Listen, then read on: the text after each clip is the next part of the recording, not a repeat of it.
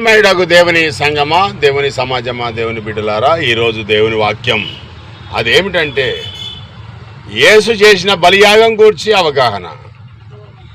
క్రీస్తునందు దేవుని పిల్లలారా, నీ కొడుక్కి జ్వరం వస్తే డాక్టర్ దగ్గరికి వెళ్తారు.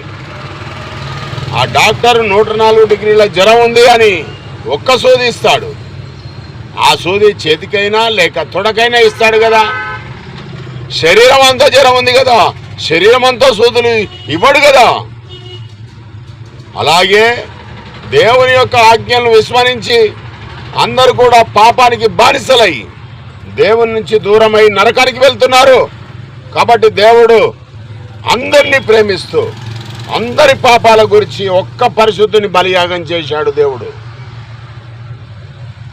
ఒకే ఒక్క పరిశుద్ధుడైన యేసు క్రీస్తు సర్వ మానవాళి పాపాలు ఆయన మీద వేసి బలియాగం జరిపించాడు దేవుడు.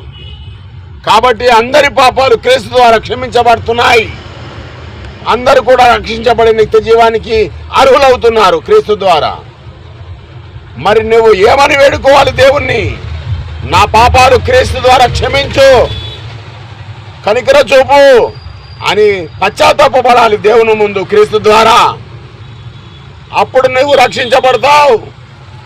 క్రీస్తు రక్తము ప్రతి పాపము నుండి మనల్ని పవిత్రులుగా చేస్తుంది. ప్రేమైన దేవుని బిడ్డలారా,